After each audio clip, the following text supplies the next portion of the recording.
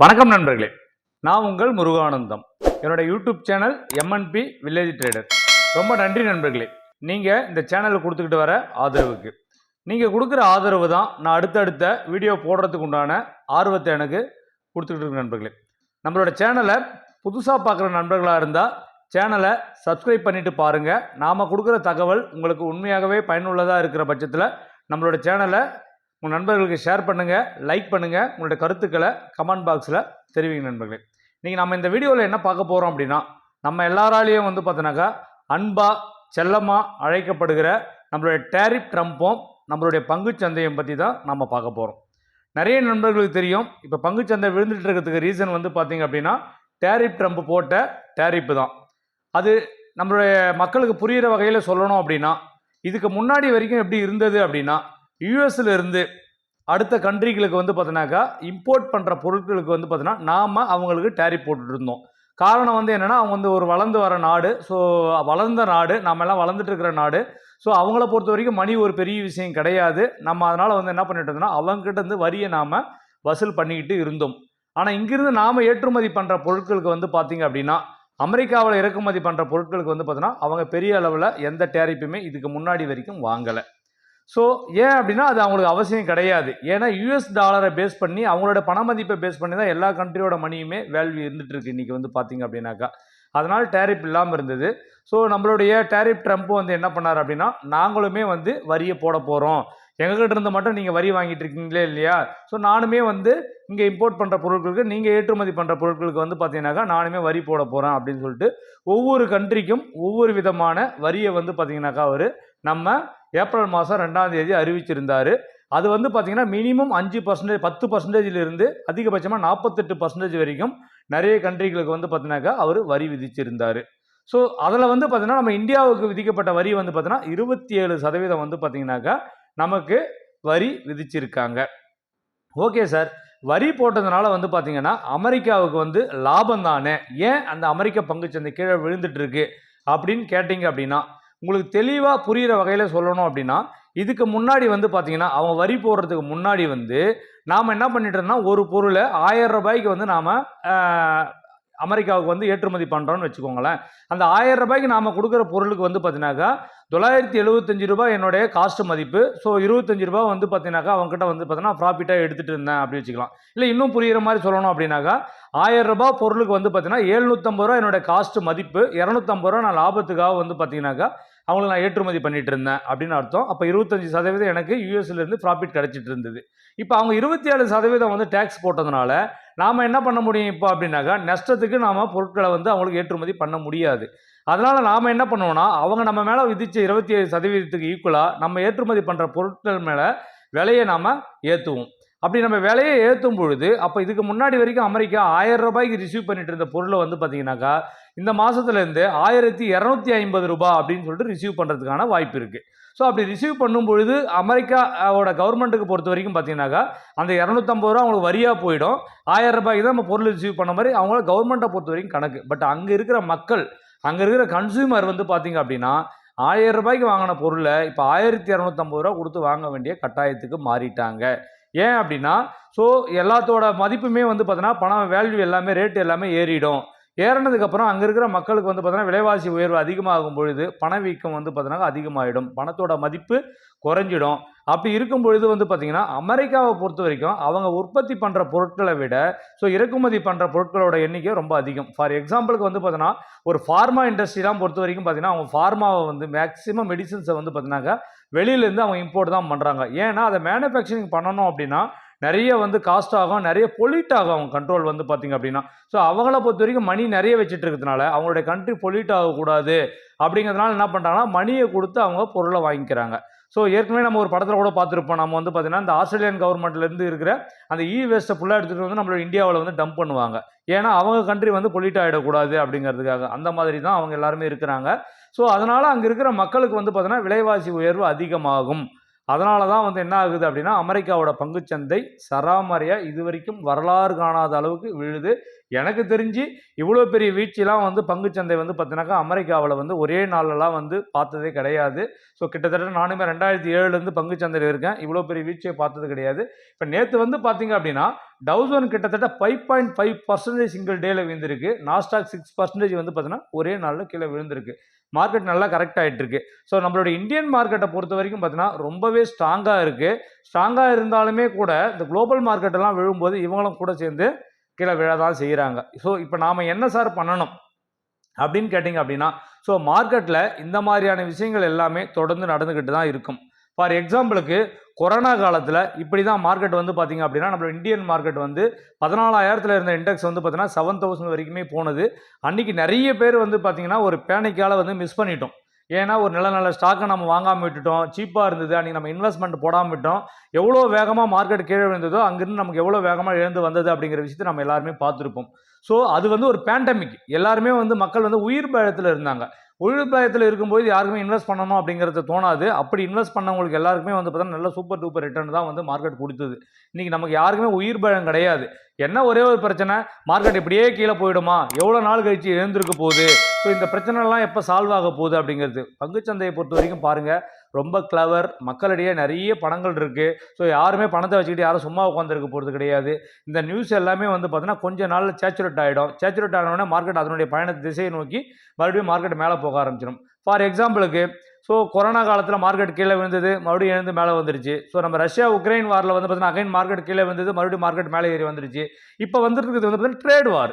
So ஒவ்வொரு கண்ட்ரியுமே வந்து பார்த்தீங்கன்னா நான் உன் மேலே இவ்வளோ டேரிஃப் போடுறேன், நீ என் மேலே இவ்வளோ டேரிஃப் போடுற அப்படின்னு சொல்லிட்டு மார்க்கெட் நடந்துட்டு இருக்கு. இது கிட்டத்தட்ட இன்னொரு 10 to 15 days, அதிகபட்சம் ஒரு மாதம்னு வச்சுக்கோங்களேன். இது இப்படி தான் வாலட்டைலாக மார்க்கெட் இருக்கிறதுக்கான வாய்ப்பு இருக்குது. இதில் நாம் என்ன பண்ணணும், எரியிற இடத்துல வந்து பார்த்தீங்க அப்படின்னாக்கா நம்ம பிடுங்கின வரைக்கும் லாபம் அப்படிங்கிற மாதிரியும், ஊர் 2 பட்டா கூத்தாடிக்கு கொண்டாட்டம் அப்படிங்கிற மாதிரி நம்ம என்ன பண்ணணும்னா, ஸோ இப்போ எல்லா கண்ட்ரியும் சேர்ந்து அடிச்சுக்கிட்டு இருக்கும்போது இந்த மார்க்கெட்டை கீழே விழும்போது நல்ல நல்ல ஸ்டாக் எல்லாமே வந்து பார்த்தீங்கன்னா ரொம்ப சீப் அண்ட் பெஸ்ட்டாக கிடைக்கிறதுக்கான வாய்ப்பு இருக்குது. ஸோ அதனால் நல்ல ஸ்ட்ராங்காக இப்பயும் போயிட்டு நான் போயிட்டு ரொம்ப பென்னி ஸ்டாக்கு 10 ரூபா ஸ்டாக்கை வாங்குறேன், 5 ரூபா ஸ்டாக்கை வாங்குறேன், 2 ரூபா ஸ்டாக்கை வாங்குறேன்னு போய் நீங்கள் யாராவது வாங்கினீங்க அப்படின்னா இதை விட ஒரு முட்டாள்தனம் எதுவுமே கிடையாது. ஒரு நல்ல ஸ்டாக் ஃபார் எக்ஸாம்பிளுக்கு வந்து பார்த்தீங்கன்னா இப்போ ஒரு இண்டஸ்இண்ட் பேங்க் விழுது, HDFC பேங்க் விழுது, ICICI பேங்க் விழுது, ஸோ பஜாஜ் ஃபினான்ஸ், நிஃப்டி 50க்குள்ளார இருக்கிற டாடா மோட்டார்ஸ் விழுந்துட்டு இருக்கு, டாடா ஸ்டீல் விழுந்துட்டு இருக்கு. ஸோ நிஃப்டி 50க்குள்ளார இருக்கிற கம்பெனி, ஒரு ப்ளூ சிப் கம்பெனி ரொம்ப சீப் அண்ட் பெஸ்ட்டாக கிடைக்கும் பொழுது கொஞ்சம் கொஞ்சமாக உங்களுடைய இன்வெஸ்ட்மெண்ட்டை போட்டுக்கிட்டே இருங்க. ஏன் அப்படின்னா மார்க்கெட் எது பாட்டம் அப்படிங்கிற விஷயம் நமக்கு தெரியாது. ஃபார் எக்ஸாம்பிளுக்கு 26,200 வந்த மார்க்கெட் வந்து பார்த்தீங்கன்னா 21,800 வரைக்கும் மார்க்கெட் போயிட்டு அங்கிருந்து வந்து பாருங்கள் வித்தின் எ வீக்கில் 1,500 பாயிண்ட் நிஃப்டி மட்டுமே ரேலி ஆகிடுச்சு. பேங்க் நிஃப்டி கிட்டத்தட்ட வித்தின் எ வீக்கில் 4,000 பாயிண்ட் ரேலி ஆச்சு. ஸோ அதனால் மார்க்கெட் வந்து ரிவைஸ் ஆகி திரும்பணும்னு முடிவு பண்ணிடுச்சுன்னா எவ்வளோ வேகத்தில் மார்க்கெட் மேலே வரும்னு யாருக்குமே தெரியாது.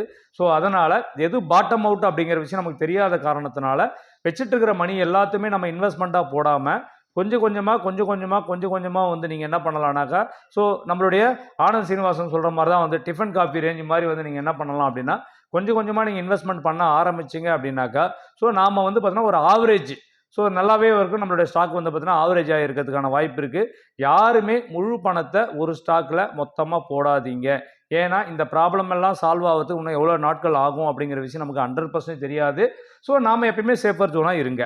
ஸோ இது வந்து இன்வெஸ்டருக்கு நான் சொல்லணும் அப்படின்னு நினச்ச விஷயம். ஸோ யாருமே பயந்துடாதீங்க. மார்க்கெட் இப்படியெல்லாம் கீழே போயிடாது. மறுபடியும் பவுன்ஸ் பேக் வருது அப்படின்னா மார்க்கெட் சூப்பரான லெவலில் வரும்.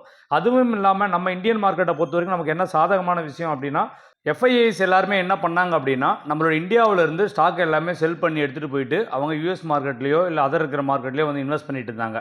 அது காரணம் என்ன அப்படின்னா நம்ம இந்தியன் ரூபி வந்து பார்த்தீங்கன்னா மதிப்பு குறைஞ்சிக்கிட்டே இருந்தது. ஸோ US டாலரோட மதிப்பு அதிகமாகிட்டே இருந்தது. இப்போ என்ன நடந்துட்டு இருக்கு, இந்த டேரிஃப் ட்ரம்பால் வந்து பார்த்திங்க அப்படின்னா டாலரோட மதிப்பு குறைய ஆரம்பித்த உடனே மறுபடியும் அங்கே இருக்கிற பணம் எல்லாமே வந்து நம்மளோட இந்தியன் மார்க்கெட்டுக்கு வர ஆரம்பிச்சிடுச்சு. அப்படின்னா ஏற்கனவே FIIs வந்து பையிங்கு வர ஆரம்பிச்சிட்டாங்க. ஸோ அவங்க அக்ரெசிவாக பை பண்ண ஆரம்பிக்கும் பொழுது நம்மளுடைய மார்க்கெட் வந்து பார்த்தீங்கன்னாக்கா சூப்பர் டூப்பர் ரேலி நோக்கி போகிறதுக்கான வாய்ப்பு நிறைய இருக்குது. ஏன்னா தொடர்ந்து FIIs வந்து செல் பண்ணிகிட்டே இருந்திருக்காங்க நம்மளுடைய கண்ட்ரியில் வந்து பார்த்திங்க அப்படின்னா. ஒன்ஸ் அவங்க பையிங்க்கு வர ஆரம்பிச்சிட்டாங்க அப்படின்னா எல்லா கண்ட்ரியும் கம்பேர் பண்ணும்போது நம்மளோட இந்தியன் கவர்மெண்ட் வந்து பார்த்தீங்கன்னாக்கா நம்ம இந்தியா வந்து நல்லா வளர்ந்து வர நாடு. ஸோ இங்கே எக்கனாமிக் நல்லா இருக்குது. ஸோ இந்த டேரிஃபுமே கூட பார்த்தீங்கன்னா மற்ற கண்ட்ரி கம்பேர் பண்ணும்போது நம்ம கண்ட்ரிக்கு வந்து ரொம்ப கம்மியாக தான் போட்டிருக்காங்க. ஸோ அதனால் வந்து பார்த்தீங்கன்னா நம்மளுடைய மார்க்கெட்டை பொறுத்த வரைக்கும் சூப்பராக இருக்குது லாங் டேர்மில். ஸோ யார் இன்வெஸ்ட்மெண்ட் பண்ணுறவங்களா இருந்தாலும் சரி, அடுத்த 6 மாதம் 1 வருஷம்னு யாரும் இன்வெஸ்ட்மெண்ட் பண்ணக்கூடாது. குறைஞ்சபட்சம் 3 to 5 இயர்ஸ் நான் வச்சுக்க போகிறேன் அப்படிங்கிற ஒரு ஓவர் வியூவோட வந்தீங்க அப்படின்னா உங்களுக்கு சூப்பர் டூப்பர் ப்ராஃபிட்டை நம்மளுடைய பங்குச்சந்தை கொடுக்கறதுக்கான வாய்ப்பு இருக்குது நண்பர்களே. ஸோ அதே நேரத்தில் வந்து பார்த்தீங்க அப்படின்னா நம்மளோட ஆப்ஷன் செல்லிங் ஸ்ட்ராட்டஜி யூஸ் பண்ணிட்டு இருக்கவங்க, இன்ட்ராடேவை பயன்படுத்திட்டு இருக்கிற நண்பர்கள் அந்த கேபிட்டலை கொண்டு போயிட்டு இப்போதைக்கு எங்கேயும் லாக் பண்ண தேவையில்லை.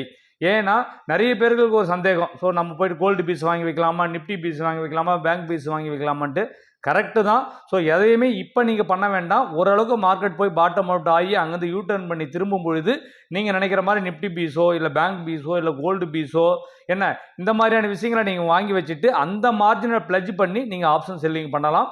அது வரைக்கும் தற்காலிகமாக எல்லாருமே உங்களுடைய கேபிட்டலை கேஷாகவே ஹோல்டு பண்ணுங்கள் உங்களுடைய அக்கௌண்ட்டில். நானுமே என்னோட ட்ரேடிங் கேபிட்டலில் இப்போதைக்கு நான் கேஷாக தான் ஹோல்டு பண்ணிகிட்டு இருக்கேன். ஸோ நான் எதுலையுமே வைக்கல. அதுலேருந்து வர ரிட்டர்ன்ஸை மட்டும்தான் சம் போர்ட்ஃபோலியோவை நான் பில் பண்ணிகிட்டு இருக்கேன். அதை நான் கடைசியாக போட்ட வீடியோலேயே நான் சொல்லியிருக்கேன் நண்பர்களே. ஸோ அதனால் நம்மளுடைய ஆப்ஷன் செல்லிங் ஸ்ட்ராட்டஜி கோர்சஸை வாங்கி ட்ரேட் பண்ணிட்டு இருக்கிற நண்பர்கள் எல்லாருமே உங்களுடைய கேஷாகவே உங்களோட அக்கௌண்ட்டில் ஹோல்ட் பண்ணுங்கள். ஸோ வாங்கணும்னு நினைக்கிறவங்க நம்மக்கிட்ட வந்து பார்த்தீங்க அப்படின்னா நம்மளுடைய எம்என்பி வில்லேஜ் ட்ரேடர் அப்படிங்கிற மொபைல் ஆப்பை உங்களுடைய ப்ளே ஸ்டோரில் போய் டவுன்லோட் பண்ணிவிட்டு அதில் ஆல்கோ ஸ்ட்ராட்டஜிக்கான கோர்சஸ் இருக்குது. அந்த கோர்சஸை வாங்கி பயன்பெறலாம் நண்பர்களே. நம்ம ஆல்கோ ஸ்ட்ராட்டஜியை பொறுத்த வரைக்கும் குவான் மேனில் தான் பண்ணிகிட்டு இருக்கோம். அது சூப்பர் டூப்பர் ரிட்டர்ன்ஸை நம்ம கொடுத்துக்கிட்டு இருக்கு. மினிமம் 5% 10% வரைக்கும் ஃபார் மந்த் நமக்கு வந்து பார்த்தீங்கன்னாக்கா ரிட்டர்ன்ஸை நமக்கு அந்த ஸ்ட்ராட்டஜி கொடுத்துக்கிட்டு இருக்கு நண்பர்களே.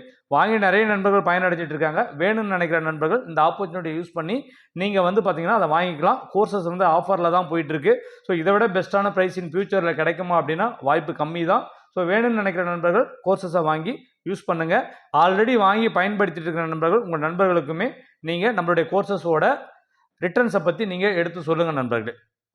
அது மட்டும் இல்லாமல் நிறைய பேருக்கு இன்னும் அந்த டேரிப்பை பற்றி இன்னும் தெளிவாக சொல்லணும் அப்படின்னாக்கா, ஏன் வந்து அங்கே டேரிப் போட்டதுக்கப்புறம் அங்கே வந்து நமக்கு விலை மார்க்கெட் வந்து கீழே விழுந்துட்டு இருக்கு, அப்படி என்ன மக்களுக்கு நஷ்டம் அப்படின்னா, நம்ம தமிழ்நாட்டில் நடக்கிற ஒரு விஷயத்தை உதாரணமாக சொல்லணும் அப்படின்னா, இப்போ கவர்மெண்ட் வந்து பார்த்தீங்கன்னா தெரு டாஸ்மார்க்கை ஓப்பன் பண்ணியிருக்கு. இதனால் கவர்மெண்ட்டுக்கு வந்து பார்த்தீங்கன்னா டெய்லி வந்து வருமானம் தான். ஸோ அங்கேருந்து வர அளவுக்கு வருமானம் வேறு எந்த ஒரு டிபார்ட்மெண்ட்லேருந்துமே அவங்களுக்கு வருமானம் வரல. நிறைய வருமானம் கவர்மெண்ட்டுக்கு வந்தாலுமே ஒவ்வொரு குடும்பத்துக்குமே வந்து பார்த்தீங்கன்னா டெய்லி ஒரு 200 ரூபா 250 ரூபா அப்படிங்கிறது வந்து பார்த்தீங்கன்னா ஒரு எக்ஸ்பென்ஸ் தான். ஸோ இதே தான் நடக்குது அமெரிக்காவிலையும். பார்த்தீங்கன்னா இவங்க டேரிப் போட்டதுனால இங்கேருந்து வாங்குற பொருளோட விலைகள் மதிப்பு எல்லாமே ஏறப்போகுது. அவங்க எல்லா பொருளையுமே வந்து விலை கொடுத்து அதிகமாக வாங்க வேண்டிய சுச்சுவேஷன்ஸ் வரும். அப்போ வந்து பார்த்தீங்கன்னா அவங்க அதிகமாக செலவு பண்ண வேண்டிய சுச்சுவேஷன்ஸ் வரும். செலவு பண்ண வேண்டிய சுச்சுவேஷன்ஸ் வரும்போது இன்ஃப்ளேஷன் ஆட்டோமேட்டிக்காக ரைஸ் ஆக ஆரம்பிச்சிடும். ரைஸ் ஆனவுடனே பொருளாதார மந்தநிலை அப்படிங்கிறது வர ஆரம்பிச்சிடும். இதெல்லாம் தொலைநோக்கு பார்வையோட நம்ம பார்த்து தான் வந்து பார்த்தீங்கன்னா பங்குச்சந்தை இறங்கிட்டு இருக்கு நண்பர்களே. ஸோ இப்போ நாம் நிப்டியை பொறுத்த வரைக்கும் பார்த்தீங்க அப்படின்னா ரொம்ப ஷார்ட் டேர்ம் வித்தின் ஏ வீக்குன்னு கூட சொல்லலாம். ஷார்ட் டேர்மில் என்னோட பார்வை பிரகாரம் வந்து பார்த்தீங்கன்னா அதிகபட்சமாக 21,257 அப்படிங்கிற லெவல் வரைக்கும் கீழே வர்றதுக்கான வாய்ப்பு இருக்கிறதா தான் என்னுடைய டெக்னிக்கல் சார்ட் சொல்லுது. சார்ட்டை உங்களுக்கு காட்ட முடியாத சுச்சுவேஷன்ஸு. ஸோ வேணும்னு நினைக்கிற நண்பர்கள் நீங்கள் என்ன பண்ணுங்கள் அப்படின்னா உங்களுடைய சார்ட்டை டெய்லி டைம் ஃப்ரேமில் சேஞ்ச் பண்ணிவிட்டு நீங்கள் செக் பண்ணி பார்த்தீங்கன்னா தெரியும். அதிகபட்சமாக எனக்கு தெரிஞ்சு ஷார்ட் டேர்மில் வந்து பார்த்தீங்கன்னா 21,257 அப்படிங்கிற லெவல் வரைக்கும் நிப்டி வர்றதுக்கான வாய்ப்பு இருக்குது. அப்படி ஒரு லெவல் வரும்பொழுது உங்களுடைய இன்வெஸ்ட்மெண்ட்டில் 20 to 25% ஆஃப் மணியை வந்து நீங்கள் டம்ப் பண்ணலாம். அது ப்ளூ சிப் கம்பெனியில். ஸோ பேங்க் நிப்டியை பொறுத்த வரைக்கும் பார்த்தீங்க அப்படின்னா ஷார்ட் டேர்மில் எது வரைக்கும் வரதுக்கான வாய்ப்பு இருக்குது அப்படின்னா என்னோட வியூவில் வந்து பார்த்தீங்க அப்படின்னா மறுபடியும் ஏற்கனவே வந்து திரும்பின ரிவர்ஸில் பிரகாரம் வந்து பார்த்தீங்கன்னா 44,146 அப்படிங்கிற லெவல் வரைக்கும் ஷார்ட் டேர்மாக வர்றதுக்கு உண்டான வாய்ப்பு ரொம்பவே இருக்குது. அது வித்தின் ஏ வீக்கு வித்தின் ஏ 10 டேஸில் நடக்கும்.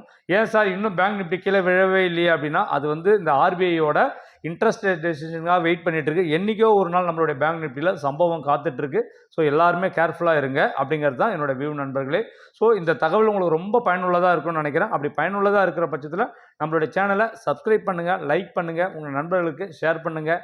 இது வரைக்கும் நம்மளுடைய எம்என்பி வில்லேஜ் ட்ரேடர் அப்படிங்கிற மொபைல் ஆப்பை டவுன்லோட் பண்ணாத நண்பர்கள் ப்ளே ஸ்டோரில் போயிட்டு மொபைல் ஆப்பை டவுன்லோட் பண்ணிக்கோங்க.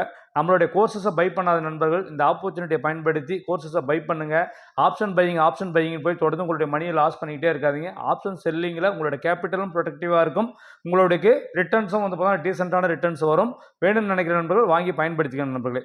ரொம்ப நன்றி நண்பர்களே. வாழ்க தமிழ், வளர்க என் தமிழ் மக்கள்.